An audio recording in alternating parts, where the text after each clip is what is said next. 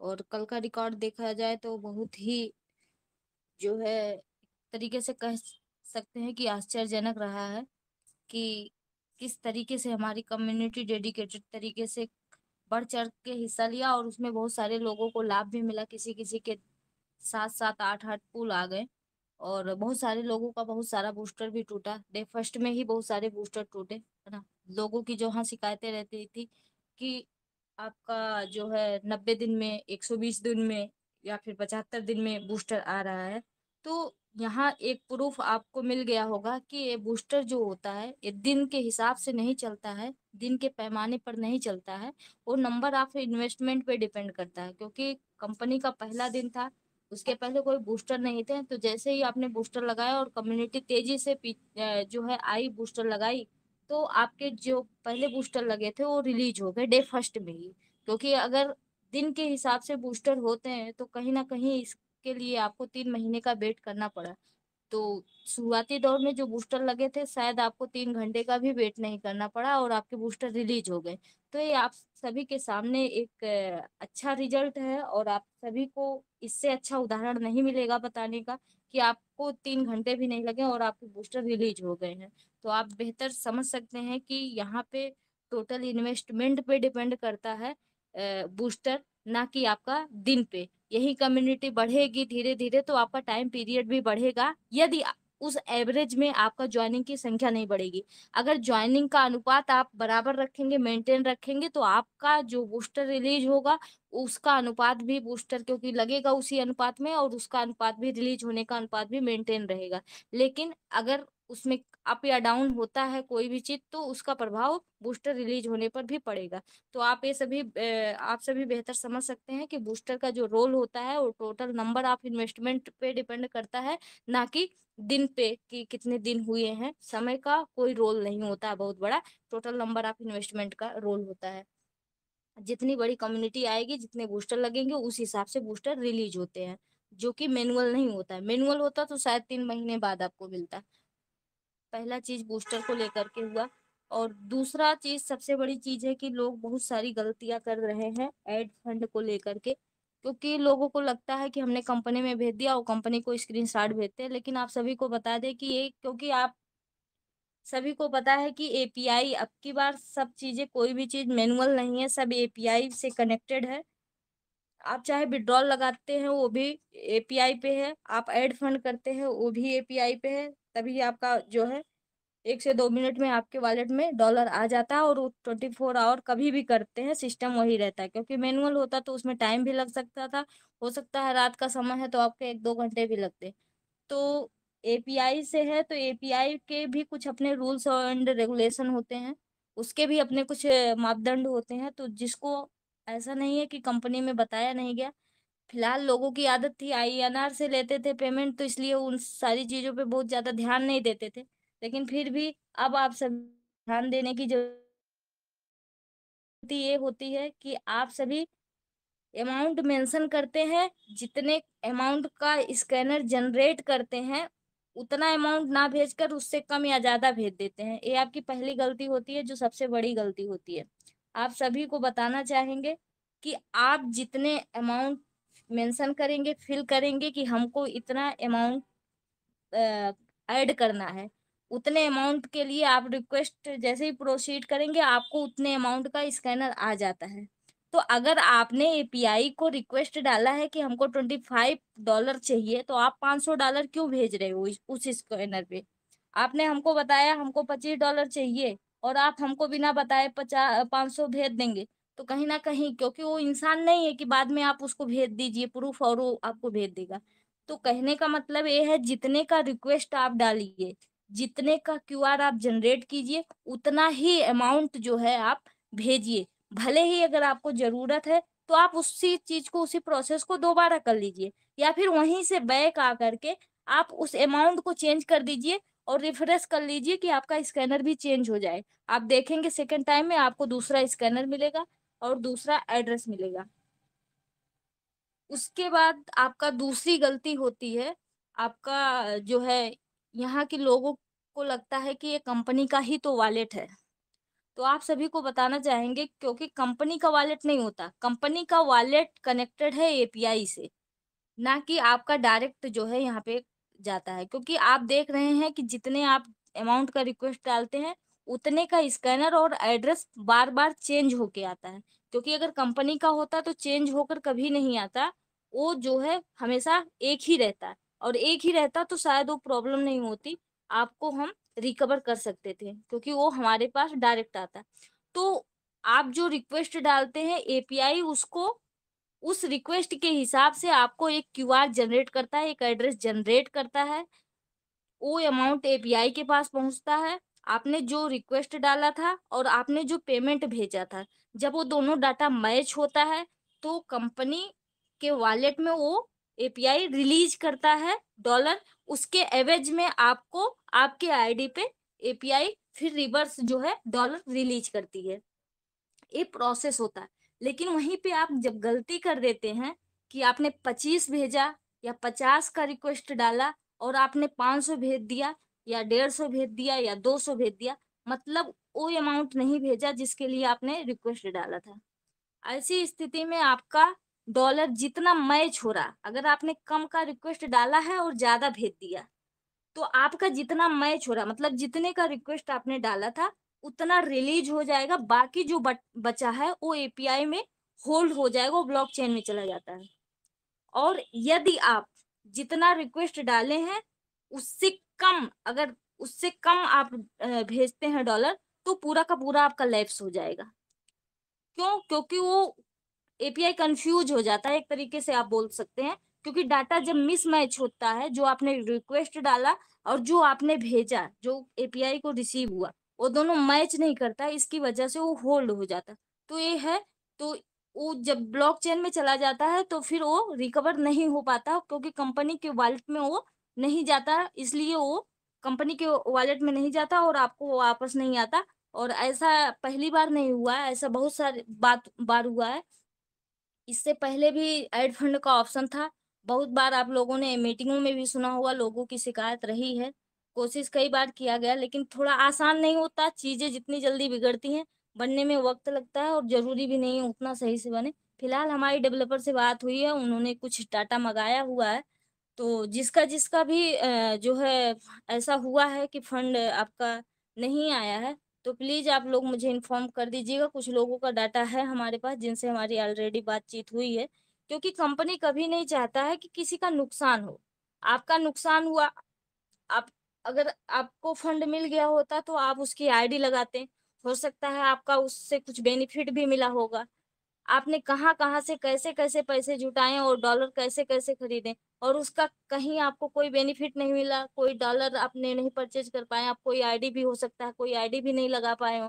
तो कहीं न कहीं कंपनी को भी तकलीफ़ है इस चीज़ का, लेकिन अगर कोई भी सुविधा दी जाती है तो उसके पीछे समस्या भी आ जाती है। तो कहीं न कहीं यहाँ पे हम लोगों को थोड़ा जागरूक होना पड़ेगा, चीज़ों को सीखना पड़ेगा, चीज़ों को समझना पड़ेगा और उसको फ़ॉलो करना पड़ेगा।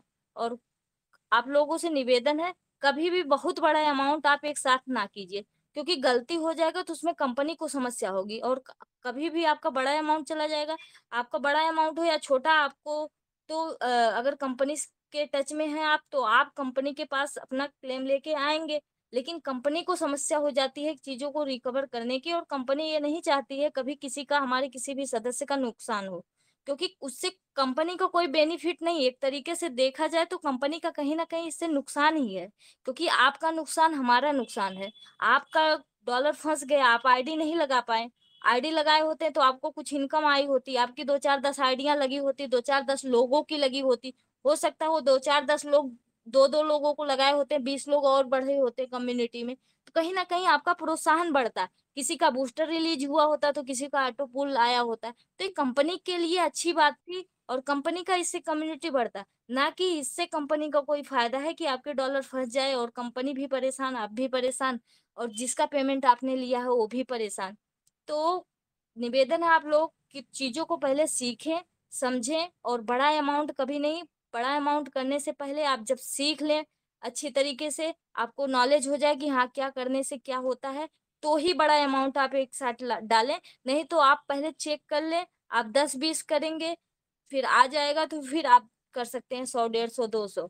और कन्हैया लाल सर का 2300 कुछ चला गया है, उनका सबसे बड़ा नुकसान है। सर आपको आश्वासन दिलाना चाहेंगे कि सर से बात हुई है, तो डेवलपर सर से बोले हम कोशिश करेंगे रिकवर हो जाए, लेकिन बहुत ज्यादा नहीं कर सकते हैं, लेकिन 95% जरूर आपको आश्वासन दे सकते हैं। और इसके लिए जिसका भी फंसा हुआ है उसको जो है ईमेल आईडी देना होगा और अपना आईडी नंबर देना होगा, किस आईडी से उन्होंने रिक्वेस्ट लगाई थी और उसमें उस आईडी में कौन सा ईमेल आईडी लगाए हुए हैं ये चाहिए होगा।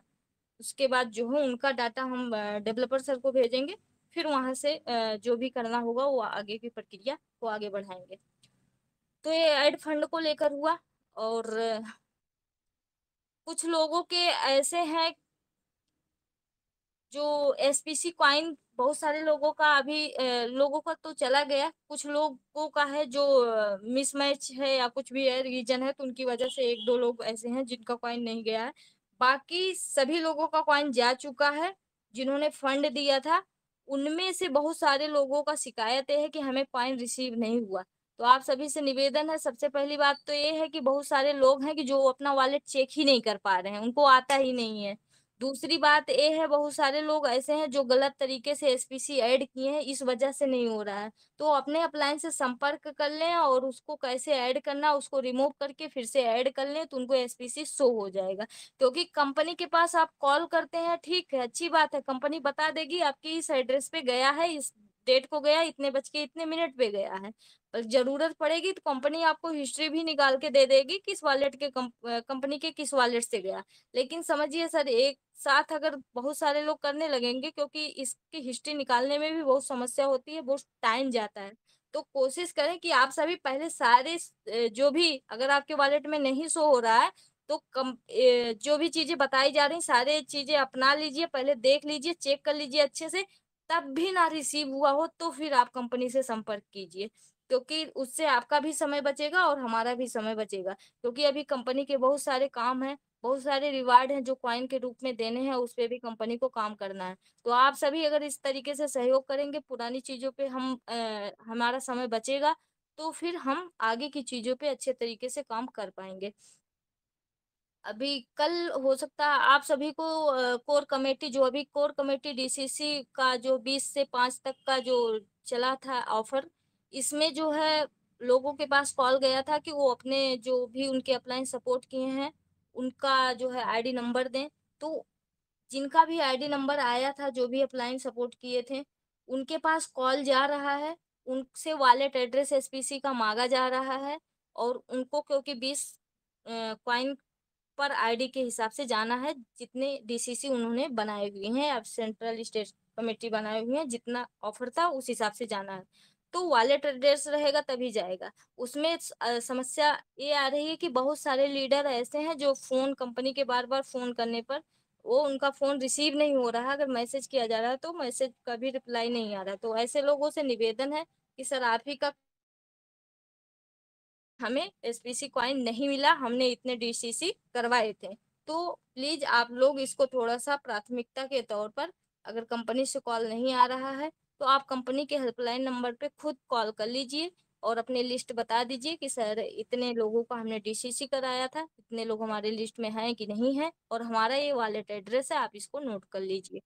तो थोड़ा आसानी होगी, चीजें आसान हो जाएगी। कि हो सकता है कई बार कि एक इत्तेफाक होता है कि हम जब कॉल करते हैं तो आप कहीं बिजी होते हैं या फिर आपका फोन आपके पास नहीं होता, नहीं रिसीव हो पाता है। और हो सकता है ऑफिस टाइम खत्म होने के बाद आपके पास टाइम मिलता होगा, तब तक ऑफिस का टाइम खत्म हो जाता है और आप कॉल करते हैं, हमारा कॉल स्विच ऑफ आता है।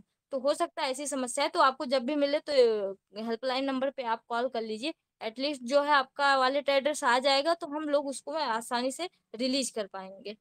इसी तरीके से अब जाएगा, आप सभी फाउंडर डायरेक्टर के पास कॉल जाएगा, क्रिएटिव डायरेक्टर के पास कॉल जाएगा, सेंट्रल स्टेट का जितने भी कमेटी के मेंबर हैं उनके पास कॉल जाएगा, क्योंकि उनको भी कॉइन जाना है। तो इसमें क्योंकि लगभग जो है इतने सारे कमेटी के मेंबर हैं, तो इतना जल्दी पॉसिबल नहीं है कि सभी के पास इतना आसानी से, इसमें मुझे लगता है महीनों लग जाएंगे। तो इसके लिए हमने एक शॉर्टकट तरीका अपनाया है कि आप सभी के पास कॉल जाएगा लगभग लगभग, क्योंकि आप बोर्ड के मेंबर हैं तो आप लीडर हैं, तो सभी की आइडिया नए सिस्टम पे संजय पावर वन पे जरूर लगा होगा। अब Sanjay power one dot com पे अगर लगा है तो यहाँ पे यूएसडीटी BP20 में ही आपका डॉलर परचेज हो रहा है, ऐड हो रहा है और उसी में विड्रॉल भी होगा। तो जाहिर सी बात है आपका यूएसडीटी BP20 का ही जो है आपका वॉलेट एड्रेस वहां पे प्रोफाइल में मेंशन होगा। अगर नहीं मेंशन है तो आप उसको फीड कर लीजिए। हम आपका आईडी नंबर सिर्फ पूछेंगे बस, और वहां से हम आपका वॉलेट एड्रेस उठा लेंगे, क्योंकि आपका आप कभी भी चेक कीजिएगा जो आपका BP20 का, चाहे वो BUSD का हो चाहे वो USDT का हो, वॉलेट एड्रेस होता है सेम वही एड्रेस आपका SPC का होता है। अगर आपका उस वॉलेट में SPC नहीं ऐड है तो आप ऐड कर लीजिएगा, क्योंकि आपका कॉइन उसी वॉलेट में जाने वाला है। इससे हमारा चीजें आसान हो जाएंगी। हम आपसे आईडी नंबर पूछेंगे और आप अपनी आईडी में मेंशन करेंगे तो हमको करेक्ट डाटा भी मिल जाएगा और आपको बताने के आपको किसी व्हाट्सएप पे भेजने की जरूरत भी नहीं होगी। तो इससे चीजें आसान होगी। तो ये शॉर्टकट अपनाया तो आप सभी से निवेदन है कि आप सभी अपने प्रोफाइल में अपना विड्रॉल करने के लिए जो प्रोफाइल में आता है BP20 USDT BP20 का एड्रेस मेंशन करने के लिए वहां अपडेट करके रखिए, ताकि ये ना हो कि हम जब वहां आपका एड्रेस लेने के लिए जाएं तो वहां हमें एड्रेस ना मिले। तो ये बहुत सिंपल सा है, लगभग हर किसी को पता है। अगर किसी को नहीं पता है तो प्लीज आप लोग अपने अपलाइन से संपर्क करके अपने फाउंडर डायरेक्टर से संपर्क करके आप ले सकते हैं। लेकिन आप कमेटी के मेंबर हैं तो कहीं ना कहीं आप सभी को जानकारी होगी, आप सभी लीडर हैं, तो आप सभी इतना आसानी से कर सकेंगे। बस ये है कि आपको पता होना चाहिए आपने कौन सा वॉलेट एड्रेस अपने आईडी पे कनेक्ट किया है। अब पता लगे आपने वॉलेट एड्रेस कोई भी अपडेट कर दिया और उसके बाद जब SPC चला जाए तो आप बोलेंगे कि हमें मिला नहीं है।